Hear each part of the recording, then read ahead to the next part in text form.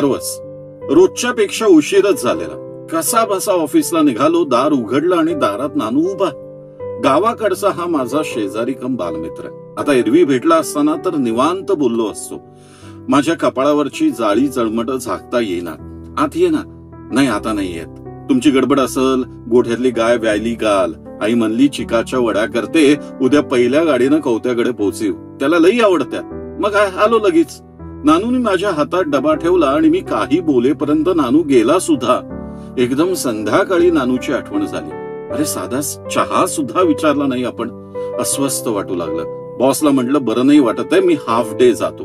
लक्ष्मी रोडवर गेलो. काकूला वहिनीला साडी घेतली, नानूला शर्टाचं कापड आणि गाडी आपोआप गावाकडं. सगळे खुश. काकूला तर काय करू आणि काय नको असं झालेलं. नानूची दिलसे माफी मागितली आणि निघालो. रोजच्या वेळेला संध्याकाळी घरी पोचलो तर ही घरी पोचलेलीच. दुपारी कुठं होतास? ऑफिसमध्ये कॉल केला होता. सेल आउट ऑफ रेंज होता तुझा. जरा क्लायंटकडे गेलेलो, रेंज नव्हती तिथं. मी ताठ मानेनं खोटं बोललो. धन्यवाद.